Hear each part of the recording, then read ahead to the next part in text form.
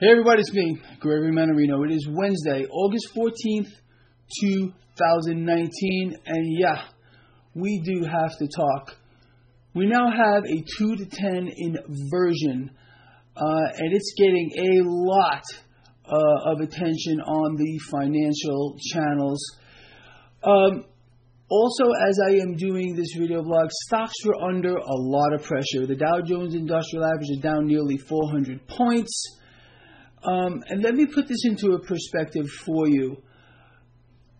I explained to you that it appeared to me that we were going to get a third run at that high with regard to the Dow just prior to the 700-point loss. Well, that third attempt has officially failed in my view. And that means that more than likely there is more selling down the pike here, and it could be substantial. Now, I've also explained to you that once this inversion occurred, this is the first time it has happened since the meltdown. The last time we had a 210 inversion was in 2007. How many of you recall or have seen the mainstream financial talking heads explaining how this would not happen? Oh, we're not going to get a 210 inversion. Oh, no. These so-called experts make me want to laugh. Literally, when I saw this morning, I actually did chuckle a little bit because I've been explaining to all of you that this would happen for years. Now, let's take this up a notch. Okay, let me explain to you what's going to happen, and it's only going to fuel the issue. It's going to make it worse. What do we know? It always comes down to what we know. This market is driven a lot by confidence. Confidence that it's going to work. It has nothing to do with PE ratios, forward guidance, or anything else. I mean, this market has been driven by a relentless acquisition of debt on an unbelievable scale. That's the only thing that has propped up this market.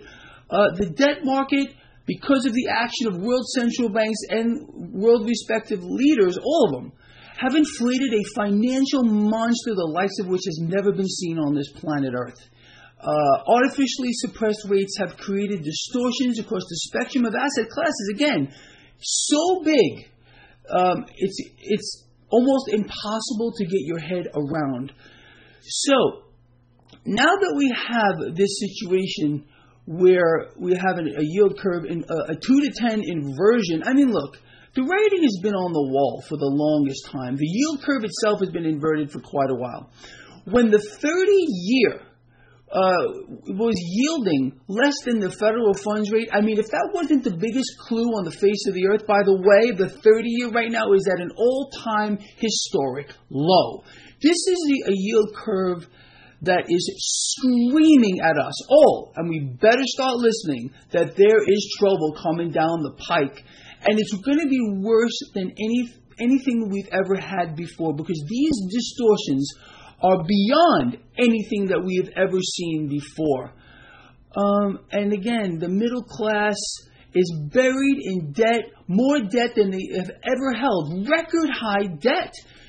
Margin debt, the amount of cash that people have borrowed to participate in this bull market, is also at all-time record highs. So what does that tell you? This is literally a setup like we've seen during the 1929 crash with regard to margin debt.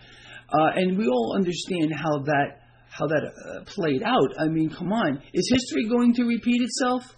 Worse.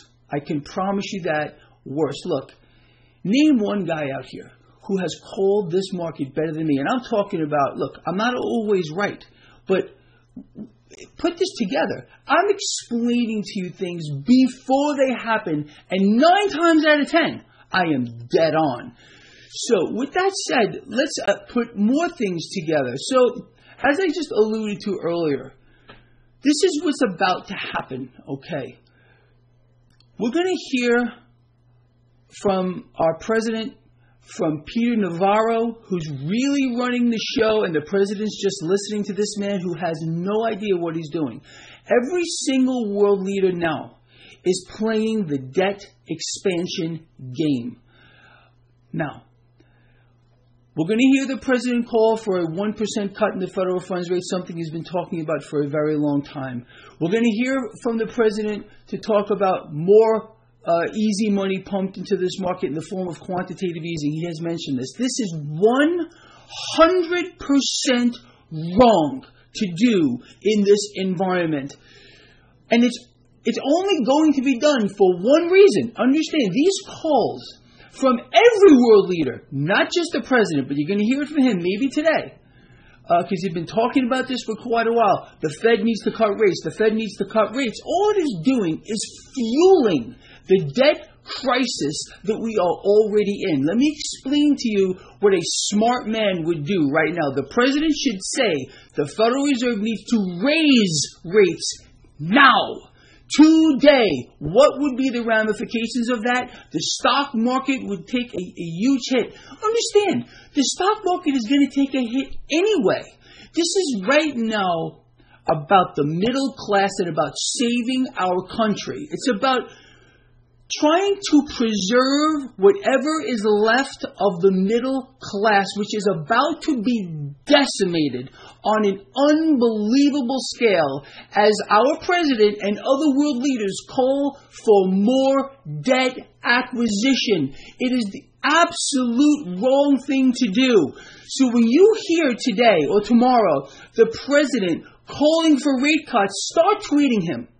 Start tweeting the president, start calling the president, explain to him that he has to stop playing the debt game. That is what has got us into this epic mess. Mr. President, if this makes it to your desk, stop thinking about the stock market. Start thinking about the United States of America and the middle class. Make the Federal Reserve raise the federal funds rate today. Do not cut. All you're doing, Mr. President, and Peter Navarro, who's the president's guru with regard to monetary policy, Peter Navarro, for you, sir, get a clue. You're telling the president to do the wrong thing. You cannot continue to fuel the debt bubble. That's what's got us into this issue. You need to, the Federal Reserve, maybe some member of the Fed is listening, you need to raise rates today. Cutting them is only going to exacerbate the problem exponentially. That's why we are here. Yes, the stock market is would take a substantial hit, but it's going to take a hit anyway. But it would protect the middle class. Do we not matter at all? I don't think we do. Like I explained to you, I think it was yesterday, to the market, the average guy out here is a piece of excrement to get stepped on and squashed. That's the truth. But this entire thing right now, people, is coming down. And we're witnessing a train wreck in slow motion, although this is happening rather rapidly. And I've explained to you that there is no way to gauge how fast this is actually going to come down at one particular time, because everyone's going to look to leave the party before the next guy. That's how it's going to play out.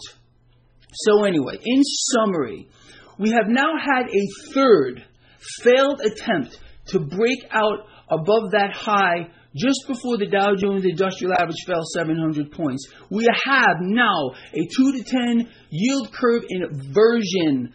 The yield curve is a ticking time bomb, and it looks like it's going to start going off pretty soon. Stocks are going to end up under a lot of pressure here as the mainstream financial channels, like I explained to you what happened, start talking about it. Confidence is going to get shaken in this market.